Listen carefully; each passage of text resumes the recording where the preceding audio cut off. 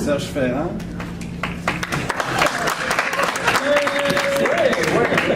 Serge Ferrand qu'on a lu parce qu'il a fait le lettrage et la traduction dans les comics Héritage, mais pas juste ça. Il a été associé aussi avec Québec Humour, Odyssée et sûrement plus récemment, vous avez entendu le nom de Serge Ferrand associé au Vaginocrate. Ouais.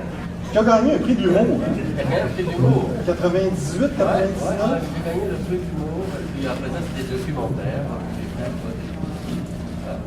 À côté, pesant 300 livres et mesurant 7 pieds 2. C'est ça. Raymond Parent. Grand genre, c'est ça. Oui, c'est ça. Raymond Parent, ça, c'est une couverture qu'il a quand même fait, qui a marqué son époque. Fait que Raymond est celui qui a aussi contribué. Plusieurs planches à l'intérieur, ouais. Il y a un poster à vendre. Un poster à vendre. Je peux le signer. Mais c'est ça, la couverture, j'ai pas apporté l'original parce qu'il rentre pas dans mon portfolio. L'original est très très grand de René Lévesque comme ça. J'avais eu beaucoup de plaisir, c'est sûr que c'est une œuvre. Il y a des œuvres comme ça qu'on est attaché, qu'on ne peut pas vendre. Il y en a d'autres qui ça va, ça nous tirons un peu de les vendre, mais on les laisse aller. Mais il y en a que moi je suis pas capable. Cette couverture-là, il y a le système d'alarme après ça. C'est quand même. J'ai passé une semaine à travailler tous les jours là-dessus intensément.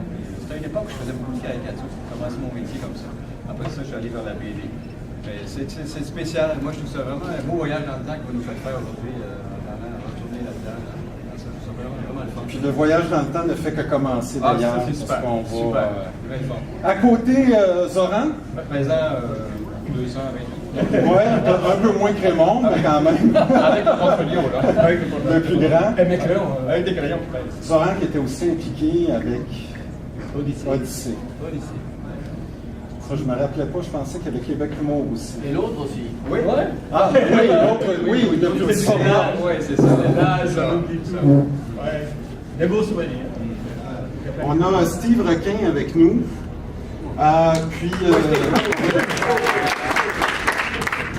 Puis Steve se distingue parce que bon, tu as fait des fanzines, des choses comme ça, si je ne me trompe pas. Exactement. Mais plus récemment, ça c'est vraiment chouette comme idée. C'est frais ça sort de l'imprimerie depuis une semaine, je pense. Exactement. Alors, c'est un recueil de bloopers, de mauvaises traductions, de cochoncetés accidentelles qu'on peut retrouver dans les versions françaises des comics Héritage, autant du super-héros que du archi. Alors, j'ai d'abord commencé par en faire une page web, puis maintenant c'est sous forme imprimée. C'est numéro 1, j'ai assez de matériel pour 5 numéros. Alors, Mon Dieu! Et Steve, je suis dedans dans les conneries qu'on a fait. dans le numéro 3. On voit même que le numéro 3, c'est un spécial Ferrand.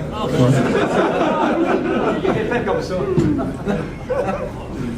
Mais vraiment très intéressant. Je n'ai pas fini de le lire, mais je me suis empressé de le feuilleter tout à l'heure.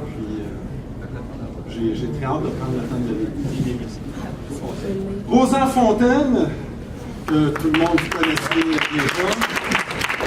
Et moi-même, Jean-François Hébert, on a eu le plaisir de travailler ensemble pour la production du Guide des comics Héritage que la plupart connaissent aussi déjà.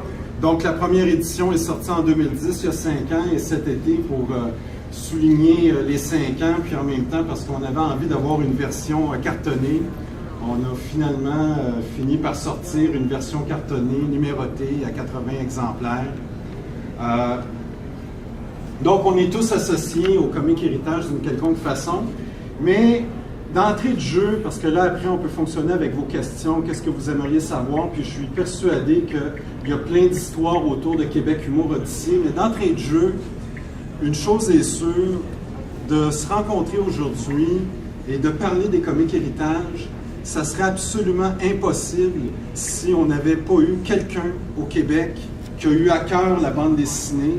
Et dans le fond, c'est quelqu'un, on pense que ça a commencé avec les éditions Héritage, mais aux éditions Héritage, il y avait une personne en particulier par qui la bande dessinée est arrivée, puis par qui tout ça a été rendu possible, et de fil en aiguille, il y a eu la traduction, il y a eu Québec Humour, Odyssée, et ainsi de suite. Et là, j'aimerais vraiment passer la parole à Serge pour nous parler, dans le fond, de Robert Saint-Martin. qui est vraiment, à sa façon, un pionnier au Québec. Et dans le guide des comiques héritages, on lui rend quand même un certain hommage, mais je ne crois pas que c'est un hommage qui peut être autant à la hauteur que l'hommage que Serge pourra faire là, de la part de M. Saint-Martin pour les comiques héritages et la bande dessinée au Québec. Alors rapidement, j'ai fait un petit résumé, là, je vais vous le dire comme ça. C'est que Héritage, je vais parler comme ça subitement, c'est que il y a eu M. Gérard Payette qui a commencé à faire une imprimerie, bâtir une imprimerie à Saint-Jean-sur-le-Richelieu dans les années 1929 à peu près 1930. Et c'était une imprimerie donc, qui faisait toutes les publications du point sur la rive sud. Et parallèlement à Granby, il y avait une autre imprimerie qui s'appelait Sims et qui éditait, je pense, le journal Le Leader Mail en anglais, puisque c'était côté anglophone. Et ça fonctionnait aussi. Ce journal, il y a eu un incendie.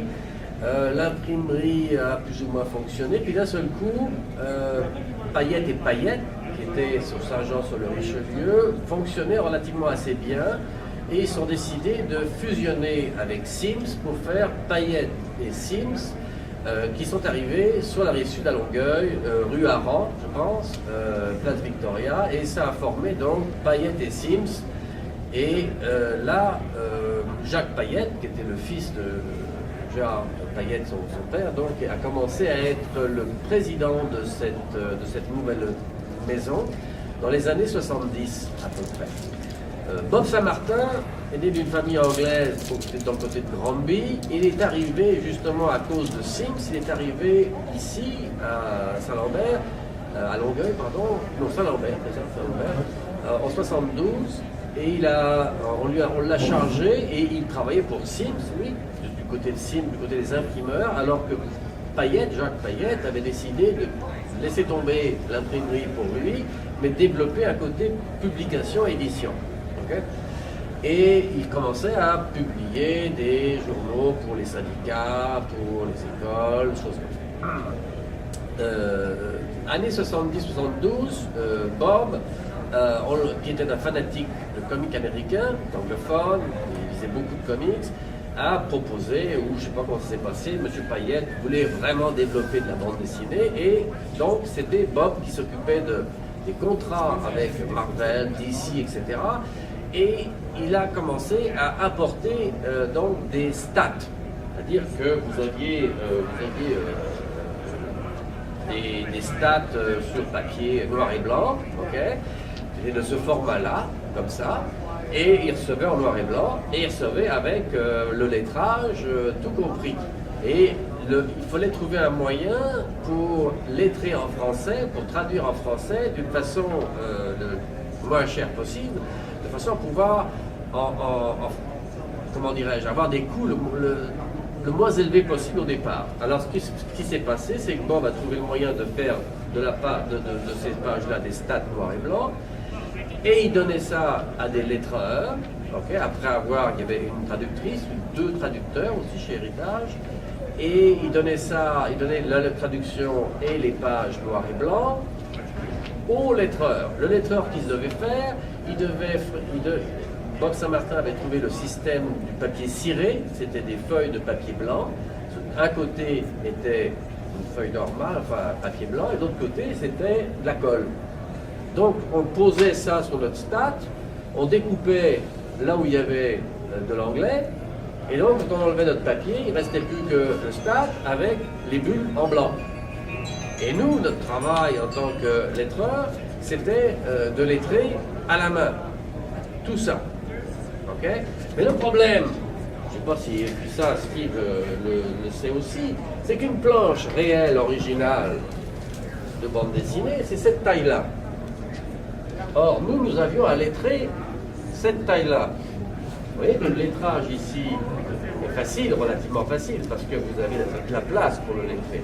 Mais quand vous êtes un lettreur et que vous avez arrivé à ça, et qu'on vous donne un pavé de texte gros comme ça pour mettre dans cette bulle-là, vous avez un sacré problème. Okay. Alors on lettrait généralement à cette époque-là avec du rapidographe, rotring, double zéro. ok? Double zéro. Et on avait des fois la traductrice ou le traducteur qui nous avait lettré 40 lignes pour un truc qui disait « Oh, wench !» dans Conan. Alors, le problème, c'était de placer ça là-dedans. Souvent, et c'est là où Steve va Les bloopers. la traduction, on s'en foutait. Alors, on regardait le texte, on regardait comment c'était, puis on disait « Oh, il veut dire ça, on va mettre ça. » Puis on continuait comme ça. Puis ça a continué comme ça très longtemps. Personne n'a rien dit. Personne n'a rien vu. Enfin, à part Steve, mais personne n'a rien vu.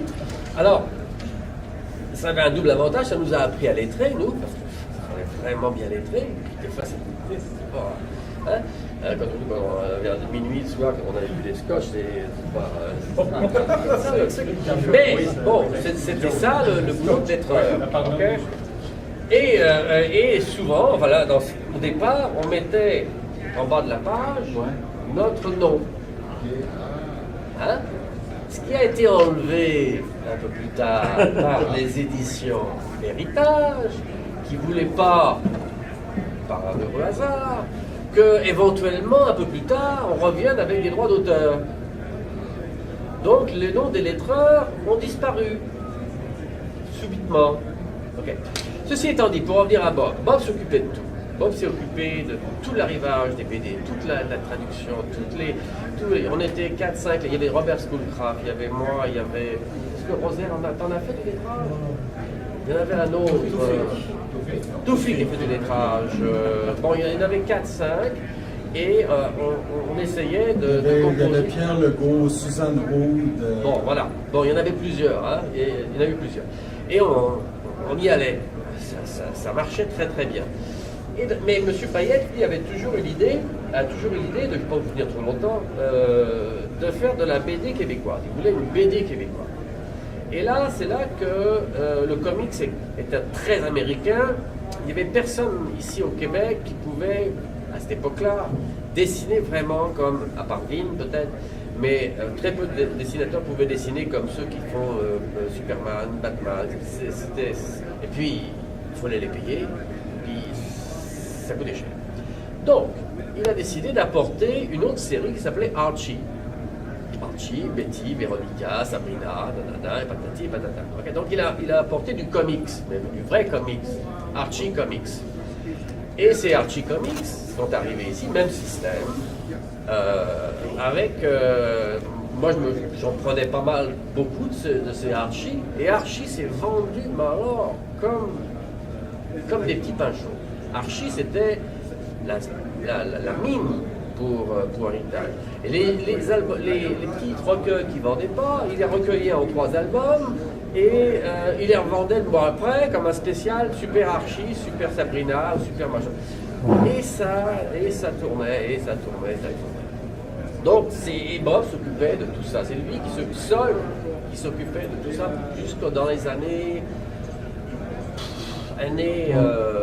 80, presque 90. Peut-être même après. Et après ça, donc, il faut bien comprendre que Héritage avait donc cette manne qui arrivait, et Jacques Payette, vu le succès d'Archie, s'est dit on va faire une bande dessinée québécoise. Et c'est là que sont nés les Québec Humour et Odyssée. Et il a essayé, mais que Jacques n'aimait pas vraiment, parce que lui, ce qu'il voyait, c'est un Archie québécois. Alors, je ne sais pas si vous connaissez Archie, mais Archie vit dans une petite ville de l'Est, de la côte Est, très américain. Il a un copain Jughead qui mange des cheeseburgers. Il a Sabrina qui est jalouse de Rolly, qui fait patati et patata. Et à cette époque-là, en Europe, il y avait Pilote, Tintin, Spirou, tout ça.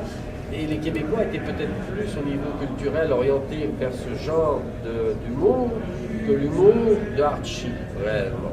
Et je ne pense pas qu'il y ait beaucoup de dessinateurs québécois qui voulaient faire du Archie. Je n'en ai pas connu à cette époque-là, peut-être qu'il y en avait, mais en tout cas, ça ne s'est pas fait.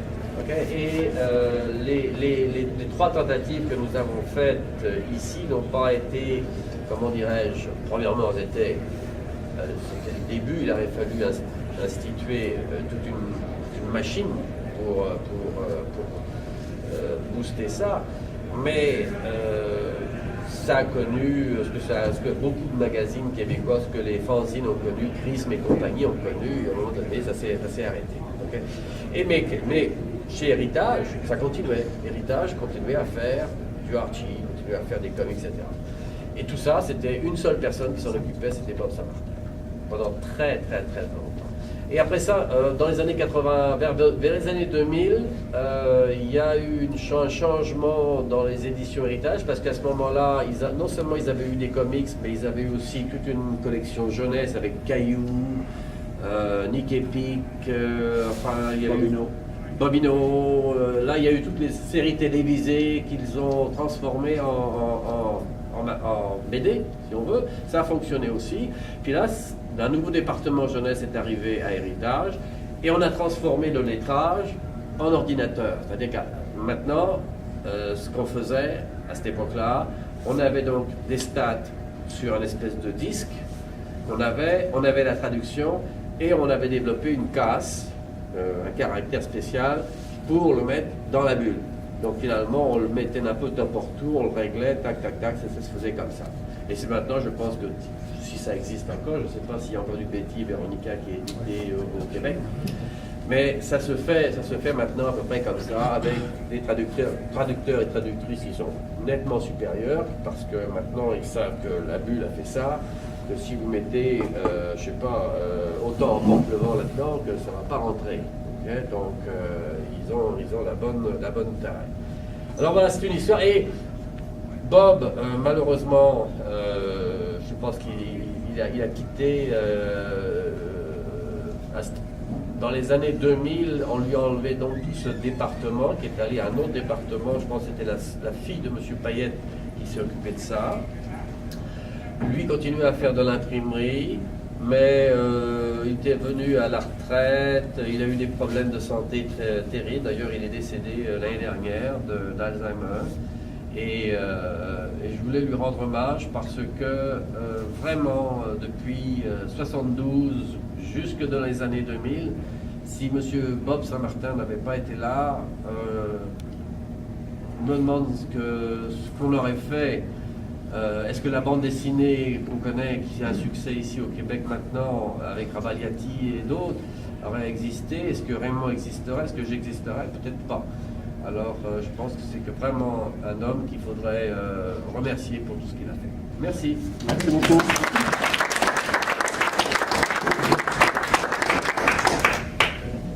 Si on allait un peu je ne sais pas pour vous, mais moi j'aurais envie d'en savoir un peu davantage sur ce qui a entouré la production de Québec Humour, Odyssée. C'est quand même des BD qui sont difficiles à trouver. Québec Humour, j'ai pas l'impression que ça a connu une grande distribution. Même chose pour Odyssée. Aussi, Odyssée, on en a un à grand format, puis là, il y a eu une cure minceur pour l'autre. Je me rappelle Québec Humour, je ne sais pas si tu te souviens, Serge, on avait des réunions chez Scootcraft. Scootcraft, c'était un des collaborateurs de Québec Humour, Robert Scootcraft. On avait des réunions chez lui sur la Rive-Sud, on était toute une gang autour de la table, dont Henri. Est-ce que c'est Henri Desclés qui a initié ça? C'est lui, je pensais Henri Desclés qui a eu l'idée, parce qu'à l'époque, il travaillait chez Héritage. Alors, Henri Desclés, il faut savoir qu'Henri Desclés, c'est un ancien rédacteur en chef du magazine Tintin. Tintin, c'est ça. Okay. Qui a décidé d'émigrer ici dans les années 76. C'est un Belge, il venait de Bruxelles. Okay. Et M. Payette l'a embauché pour, justement, parce qu'il croyait à la bande dessinée au Québec, M. Payette, il l'a embauché pour la bande dessinée ici au Québec. C'est Henri Desclés qui a initié ce projet de Québec Humour.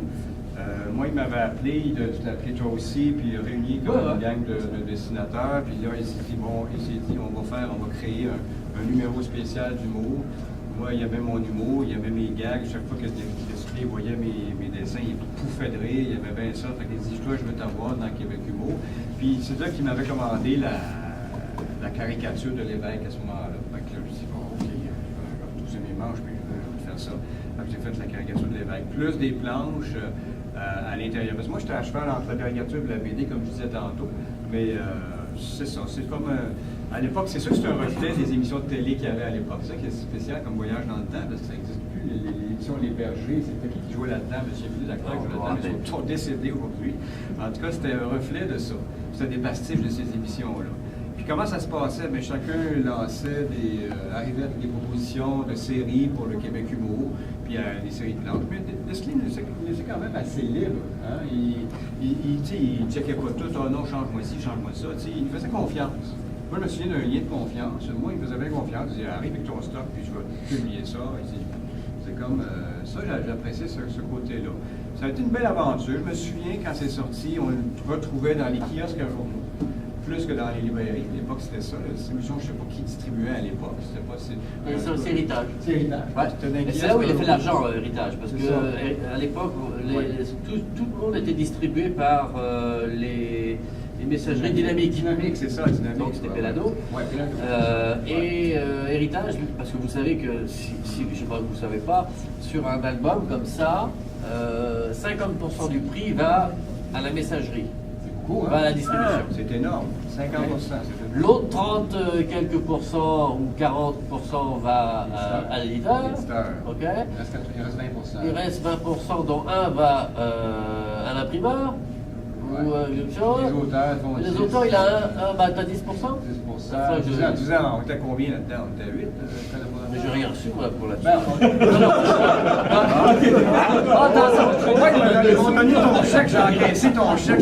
Ah, ben, je suis 48 ans plus tard, je vais te bien dire. content. Non, mais dans 43 pièces et 28, j'étais bien content d'encaisser ça. Non, moi, j'ai été payé pour ça. Ah, oh! Moi, j'ai été payé. Mais moi, j'ai pas été payé. Ben oui. On travaille pour la toi, non, oui, mais bon, J'ai eu quelques piastres pour ça. C'est pas énorme, là, mais on a été reçu d'avoir été payé pour ça. non, j'ai pas Parce boire qu'on un café. on a reçu d'avoir reçu une feuille, on était les 7-8 collaborateurs, puis avec le pourcentage de chacun. Tu vois, il se souvient bien. Tu dû avoir de l'argent pour ça, peut-être que tu t'en souviens plus. $1,50. La feuille. Ah, Je me souviens, puis ton nom, Ah, c'était marqué qu'il y avait là, un- tu étais payé par par l'âge ou quoi? Là, tu me. Pour l'ensemble. Là, peut-être. Mettons, Mais c'est ça devait pas être trop chaud. pour tes diplômes. Ok. Je sais Ça pas devait combien ça pas. coûte. J'ai vendu une maison avec ça. Hein. Tu sais? Oui. Ah non, c'est des pinottes, on s'entend, c'est des pinottes. Tu sais, on a travaillé comme des fous là-dessus pour des pinottes. Mais c'est parce que c'était une vitrine en même temps, ça nous lançait, on y croyait, tu sais, c'était quelque chose de. On était bien contents. On était un bon team, on était une bonne équipe, on avait du fun ensemble. Puis je dis, mais ça s'est arrêté là. Moi, je pensais qu'il y avait une suite à Québec Humour, je pensais qu'il y avait un deuxième numéro. Mais Tout le monde. tu sais, tout le monde pensait ça, parce que. Surtout quand c'est écrit gag, humour, gaieté. Oui, c'est ça. Mais je crois que quelque part, Oui. les deux numéros d'Odyssée, c'est un peu comme. Ils ont été publiés après, Après, oui, la publication exact. de Québec Humour. Oui. Peut-être que c'est ça, dans le fond, la suite qu'ils vont Peut-être. faire. Effectivement. Oui, mais peut-être. c'était Ouais. pas la Mais même l'esprit chose. non plus, c'est beaucoup plus C'était sérieux. beaucoup plus Robert Schoolcraft Ouais, qui a exact. poussé vers les comics Exact. américains. Là-dedans, dans C'était oui. des dessins réalistes, Réalistes. des histoires à la pilote, un peu. Exact. Ouais. C'est ça. La science-fiction à Science-fiction, l'époque, c'était fantastique. Mais ouais. moi, je trouvais ça exceptionnel et je pense que qui a continué dans le même, c'était le magazine Crow. Ah ben oui, Crow, Crow, qui C'est était là pendant eux qui 15 sont- ans, ouais, qui ont pris la relève, si tu Mais veux. je pense Ouais, c'est vrai. qu'ils étaient inspirés. Ouais, c'est possible. Et ils ont fait un très bon boulot après. Oh, ils ont une bonne équipe qui ont fait Ça, c'était un coup de ça. Mais ça, je pense, ça a déclenché. Oui, dans le- ça a eu un impact, les gens en parlaient. Et ça de fait rire, ouais, oui, je sais pas quoi. c'est ça. Puis ça a été une belle vitrine pour nous autres. On s'est fait quand même voir. Ouais. Avec Par ça. curiosité, Ouais. Monsieur Parent, Oui. j'ai vu il y a un magazine qui a été publié pas longtemps après la publication de Québec Humour qui s'appelait Le Petit Rire. Oui, ça c'était Desclés, ça qui avait lancé Ça, ça. c'était Desclés. Desclés, Petit Ouais, Rire illustré. Petit Rire. Parce qu'il y a Oui. une autre, tu sais, Oui. ces caricatures-là, dans le genre, Oui. vraiment comme celle de René Lévesque. Oui. Je crois que vous avez effectué d'autres caricatures Oui. de politiciens pour cette Oui, revue-là. pour le Petit Rire illustré. Puis là, c'était la vie de Claude Ryan, du petit Claude Ryan, c'était son enfance. Donc c'était une série que je faisais là-dessus, l'enfance de Claude Ryan, dans le Petit Rire illustré. J'ai encore des planches de ça d'ailleurs. Mais Petit Rire, ça n'a pas duré longtemps. Non, peut-être 5-6 numéros max. Je crois que j'en ai 4. Ah, c'est ça, c'est pas même si c'était pas Mais bien. c'était bien aussi. C'était Oui, oui, avec les moyens qu'il y avait à l'époque. Mais c'était Héritage qui imprimait ça, me semble. Non, c'est ça que tu dis? C'est si je viens de dire, mais c'est les éditions Héritage. Oui, c'est ça. Hein? C'est ça qui lançait ça. Puis c'est Leslie qui avait parti ça aussi. Ah ouais. Ouais, c'est ça. Oui, je me souviens. Ah, oui, oui. Toufik était là-dedans aussi. Toufik Bon, faisait c'est- le montage de ça, je pense. Toufik, Bah, c'est dans le montage de la maison de Desclés, en fait. Oui, oui, il travaillait Après, pour ouais, Desclés. après. Oui, c'est ça. Il faisait beaucoup de montage sur le magazine présent qu'il y avait Ouais. à l'époque. Ça s'appelle Le Passé. Non, bah oui. Il a eu 2 numéros, je pense. Ah, J'ai fait un numéro sur l'armée québécoise, et puis après ça, c'était fini. Peut-être qu'ils n'avaient pas. Il partait des affaires et ça s'arrêtait tout de suite. Oui, ben, c'est ça. C'est souvent ça. Mais c'était une belle, c'est une belle expérience, une belle époque. C'est vraiment fun de ça. On ne vous racontera pas notre première rencontre avec Claude Ryan dans son bureau. Avec l'autre, Ah oui. Ah, aïe, aïe, aïe, aïe. Tu me rappelles des souvenirs, toi, là. Pourquoi on était allé voir Claude Ryan? Non, parce que Robert Schoolcraft était libéral. Attends, très libéral. Exclusivement libéral. Extrêmement libéral. Et donc, le Parti libéral voulait. Oh, oui. J'étais l'évêque, en fait. Mais, je veux dire, il cherchait des dessinateurs pour faire une revue pour le Parti libéral pour les élections. Oui, pour les élections. C'est une promo, quand même. Et Schoolcraft avait réussi à nous avoir une autre revue avec en personne Claude Ryan. Ouais. Et là, on arrive, les trois, avec nos portfolios. Ouais. Et il y a quelqu'un qui nous dit, voilà, monsieur Ryan va venir dans 5 minutes, hein, qu'est-ce que je peux vous offrir? Quelque chose. Alors là, il nous offre un espèce de café. Espèce de café. Une espèce. Qui sort vraiment là. Ah! Hein, c'était vraiment horrible. Et là, tout le monde est d'Action Café. Schoolcraft l'a bu. Hein. Lui, il l'a bu, je pense. Et nous, on l'a pas bu. Et on ne savait pas. C'est un bureau qui était grand comme ça. Brian était là, nous on était là. Enfin, il n'était pas encore là, il arrivait.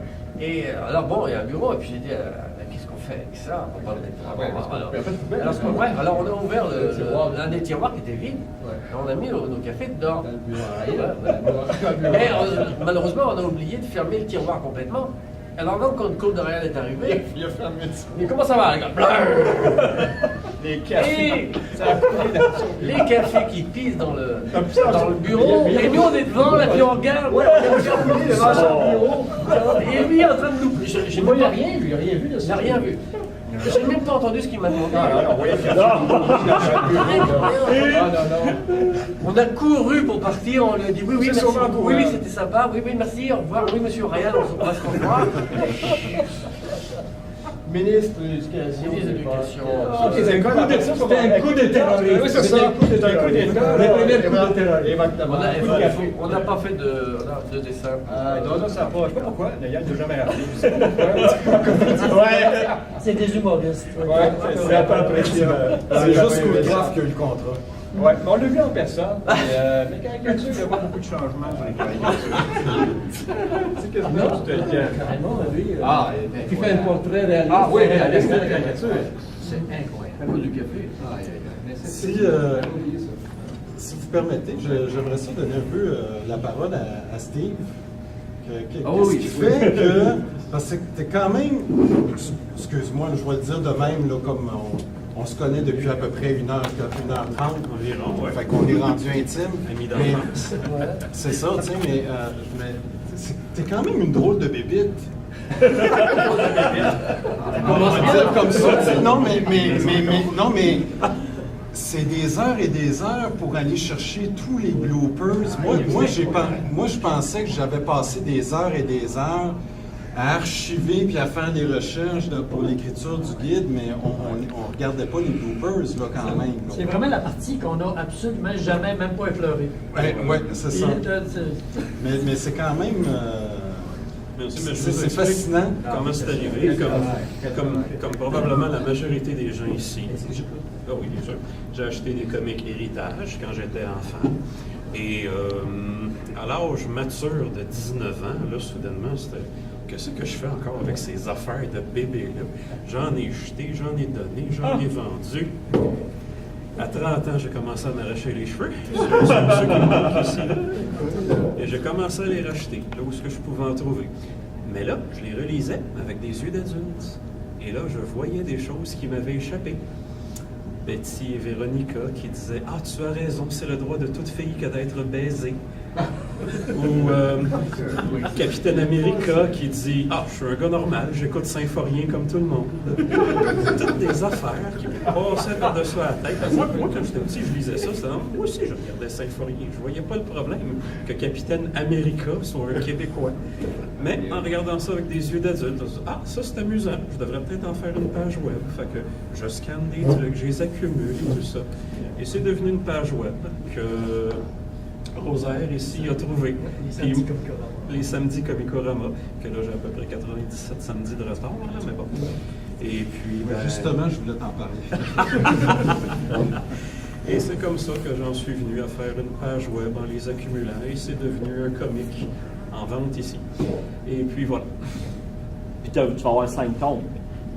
Oui. Au début. Quand j'étais pas le troisième. Version couverture rigide dans 5 ans. Ben, dans le troisième, justement, quand quelqu'un dit que c'est un spécial Serge Ferrand, c'est pas un spécial, mais je me souviens qu'il a lettré un numéro de Les Vengeurs où ce que il terminait pas les bulles. Ah non, il était tanné. Il était demandé au téléphone. Non, c'était juste, il commence une phrase, là, il s'est dit « Ah, j'ai plus de place, je mets 3 petits points, ça reste en suspens. » Exactement.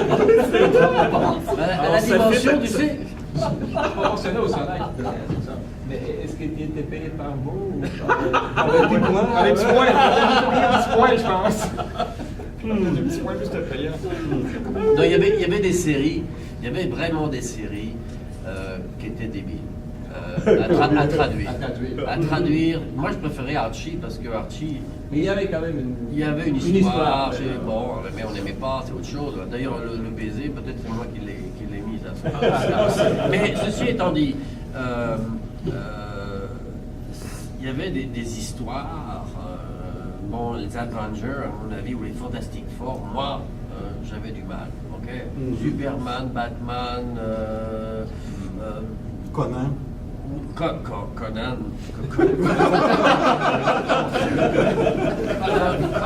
Conan, oui. Et c'était très difficile à lettrer. Très difficile.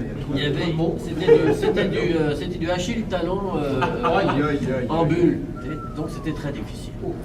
Et moi je coupais pratiquement la moitié du texte. Alors, je ne pouvais plus. Et c'est dommage que Toufik, qui était lettreur, qui n'est pas ici avec nous, parce que c'est celui qui faisait les traductions les plus québécoises qu'on pouvait trouver. Malheureusement, il y avait, parce qu'il n'était pas québécois d'origine, il avait l'air de croire que les mots d'église étaient un dialecte. Alors, on en retrouve là-dedans. Ah ouais? Même juste en couverture, par exemple. Des tabernacles? Quelqu'un qui... Oui, absolument. Ah ouais. Une madame qui lit un journal. Oh, un paquebot a disparu avec plusieurs passagers, tabarnak. C'est écrit. Capitaine America. Capitaine America qui traverse la rue, qui regarde pas un taxi s'arrête avant de l'écraser, puis il dit « Ah, crisse ton camp! » C'est répertorié. Ça, c'est Capitaine America qui disait Chris Toncan ou le taxi, le chauffeur de taxi? Non, le chauffeur de taxi. Mais la meilleure, Toufik, qui était aussi dessinateur, dans un numéro de Fantastic Four, où ce que les Fantastic Four, la chose, Ben Grimm, voit son idole, John Wayne. Mais dans la version québécoise, il y a une moustache, les cheveux longs. Il l'a transformé en Willy Lamotte. Absolument. Fait que lui, il n'était pas québécois, mais il tenait à transformer les comics en version vraiment québécoise. Comme par exemple La fille invisible qui demande au restaurant une tourtière du lac Saint-Jean. Mais pas tourtière, tourtière. T'as mis le nom des lettreurs qui ont fait les conneries quand même. Je me suis gêné. Ah, sinon ça serait pas drôle. Ça serait pas drôle. C'est ça qui est mystérieux. Ont-tu fait exprès ou pas? Ben oui, parce qu'ils ont dû faire exprès. Volontairement, ils ont manqué de tabarnak. Mais des fois, je suis convaincu qu'il y a des lapsus aussi là-dedans. Oui, c'est comme, ouais, on regarde sur la oui. couverture, là, Oui. on regarde un personnage qui parle à Wonder Woman, tout ça, puis il appelle Wonder Woman. Oui. Quelque part, tu te dis, c'est parce qu'il pensait à d'autres choses. Ouais, c'est ça. Il est extrêmement distrait, mais non, c'est ça. Mais tu sais, Rosaire, passer 8 heures À pencher là-dessus. sur une table lumineuse à bloquer masquer toutes les bulles. Après ça, tu es obligé de le laisser parce que ta table lumineuse. J'imagine qu'il y avait un travail un peu sous pression à l'occasion. Des fois, il y avait un deadline, il fallait que ce soit prêt absolument le lendemain matin. Tu avais un coup de téléphone de Bob qui te disait, moi, ça doit rentrer demain parce que l'imprimerie, ça commence vendredi, tu comprends, et puis on fait en fin de semaine, et que lundi, c'est sur les marchés. C'est ça.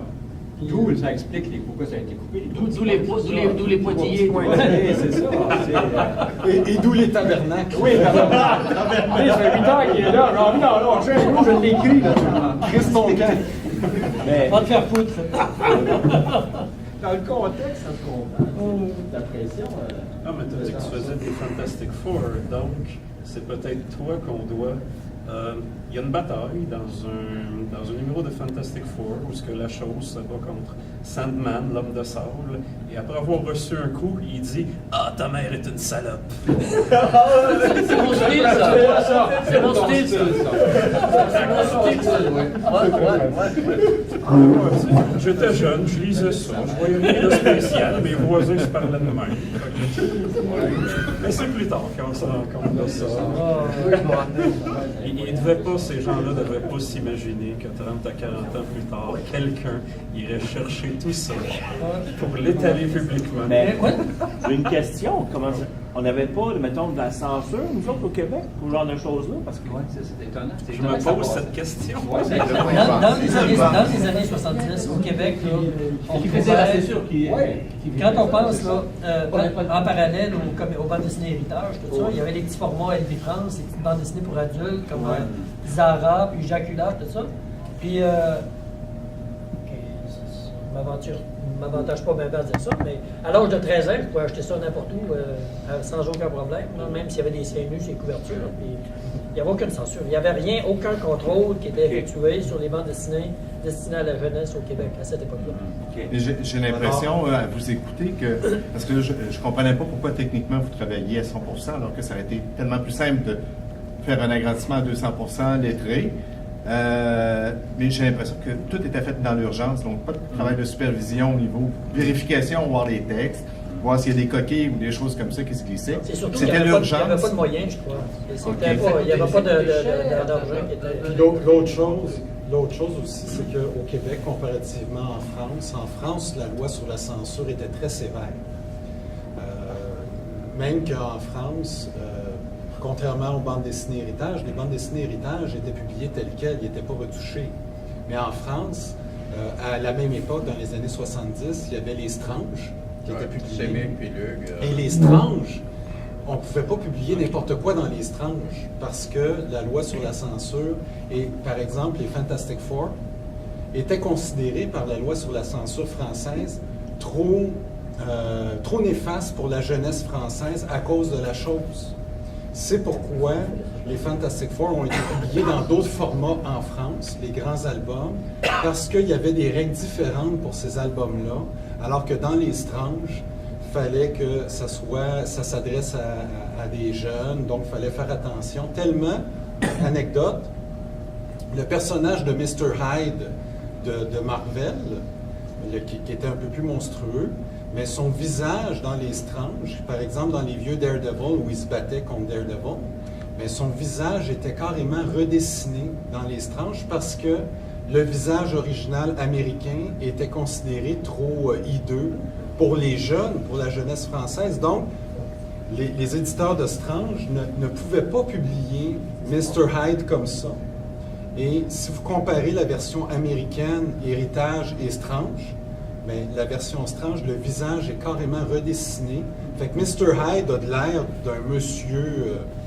un monsieur pas très gentil, mais qui paraît quand même bien. Mais qui peut passer là, au niveau de fait qu'il y a beaucoup de séries, par exemple. Les Éternels de Jack Kirby ont été publiés dans Strange, mais ont dû être arrêtés à cause de la loi sur la censure.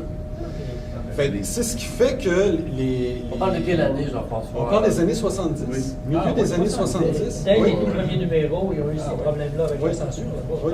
Alors qu'ils sont de venir de Rézé à Gottlieb, puis là, Colin c'est Savard. ça, parce que ça, C'était publié, les règles étaient différentes pour les grands albums cartonnés, alors rubrique à braque, bon, etc. Les règles étaient vraiment Il y avait différentes. vraiment une loi pour les publications destinées à la jeunesse. Ça impliquait particulièrement les petits périodiques, les petites bandes dessinées à Parce que les super-héros, c'était la jeunesse. Exactement. Là, Oui, c'était c'est ça, exact. C'est vraiment encadré. C'est ça, fait que si on prend par exemple là, le matériel de Marvel Comics, ce que les éditions Luc publiaient, autant dans les publications Strange, avec Nova, puis Titan, tout ça, ça c'était des bandes dessinées en couleur, tout ça, qui était vraiment, ça passait vraiment dans les publications destinées à la jeunesse. Mais en parallèle à ça, il y avait les publications Aredi qui étaient publiées en noir et blanc, des petits formats de 200 pages, à peu près, Étrange aventure et Calypso, qui étaient en noir et blanc. C'était écrit bande dessinée adulte. C'était écrit ça sur la couverture, mais c'était quand même des histoires de Hulk, tout ça. Eux autres, ils n'étaient pas touchés par la censure à cause de la mention bande dessinée adulte et le format dans lequel ils étaient. C'est ça. Fait que les planches étaient toutes redécoupées, tout ça, mais il n'y avait pas de censure en tant que telle. C'est pas le format. Alors que les Stranges étaient censurés. Puis d'ailleurs, il y a beaucoup de nos cousins français qui achetaient des bandes dessinées héritage, justement, même s'ils avaient les mêmes histoires, par exemple de Daredevil, il y avait les mêmes histoires essentiellement dans Strange, mais au moins la version héritage Il n'avait pas été trafiqué, il avait été n'avait pas été trafiqué. Oui. La période de Frank Miller, de Daredevil, il y avait des pages carrément qui étaient tronquées, qui étaient... Je crois qu'il y a même une partie, il y a une continuité. Il y a une continuité qui a été arrêtée. Il y a 7 numéros consécutifs qui n'ont absolument pas été traduits dans Daredevil à cause qu'ils trouvaient que c'était trop... Les éditions Luc trouvaient que cette publication-là était trop violente. Ils ont privé les gens du français de lecture. Même à notre âge. Je ne sais pas s'il y en a qui ont d'autres questions. On a fait le tour. Non, On a fait pas mal. c'est juste question que, tu sais, à un moment donné, dans les années 70, tu avais la fameuse photo. Tu sais, là, dans les comics héritage. Surveille ta photo. On va trouver ta photo, puis il y avait le fameux le Yum Yum, là, tu l'as dessiné justement. Oui. Ça brimait la couverture qui sont en coin, là, tu vois, pourquoi, tu sais, je veux dire, ça doit être un gros marketing, j'imagine. Vous avez touché beaucoup de sous à l'époque pour pouvoir afficher ça. Ce qu'il faut concevoir, c'est l'héritage rendu à cette période-là de publication, les ventes dégringolaient sur les bandes dessinées de super-héros. Les archives vendaient bien, mais les super-héros, à chaque mois, les chiffres d'affaires, ça baissait, tout ça. M. Saint-Martin, justement, Robert Saint-Martin, jouait avec, occasionnellement, il jouait avec les chiffres un peu, les ventes des archives, les archives vendaient très bien, pendant que les super-héros baissaient en popularité, les archives montaient en popularité. Fait que, puis il arrangeait un petit peu les chiffres pour faire en sorte que ça passe bien et qu'ils puissent continuer à publier, à traduire l'ensemble, autant les séries d'aventure que les séries archives. C'est vraiment grâce à cette personne-là si nos super-héros ont été publiés aussi longtemps, parce que c'est sûr et certain que si lui n'aurait pas été là pour garder ça l'œil... serait arrêté en 84, probablement même avant. Ah oui.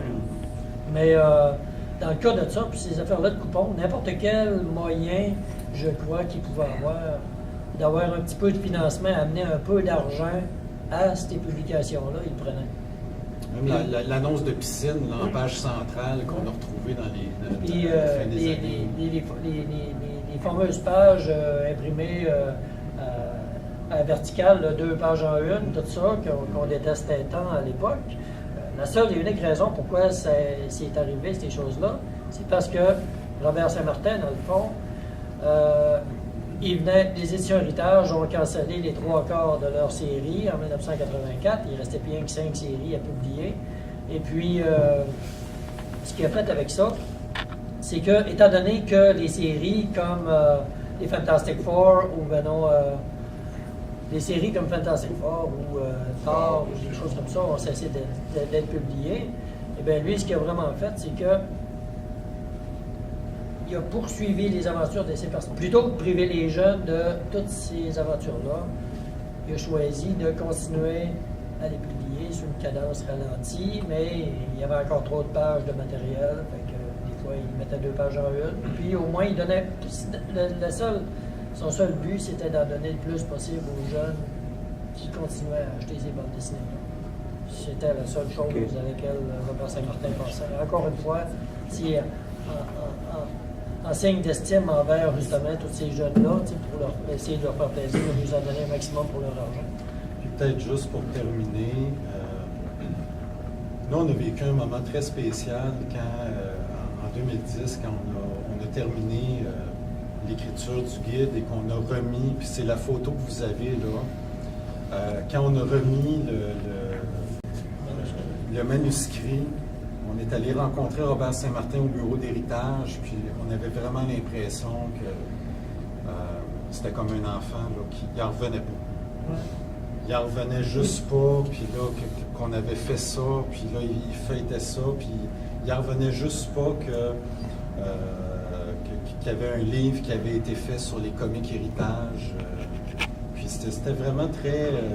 c'était un moment très spécial. C'était valorisant. Puis un moment que j'ai trouvé vraiment intéressant, c'est d'entendre M. Jacques Payette, tout ça, en feuilletant ce livre-là. Quand on a été leur reporter l'exemplaire de notre premier tirage, il regardait, il feuilletait le guide des comics héritage, puis il nous a lancé avoir su qu'un jour, un pareil ouvrage serait publié sur nos bandes dessinées, on se serait peut-être plus forcé pour mieux les produire. Il a raison. Je pense que ça dit tout. Il devrait avoir l'usine. Sur ces belles paroles. Merci beaucoup. Merci à vous.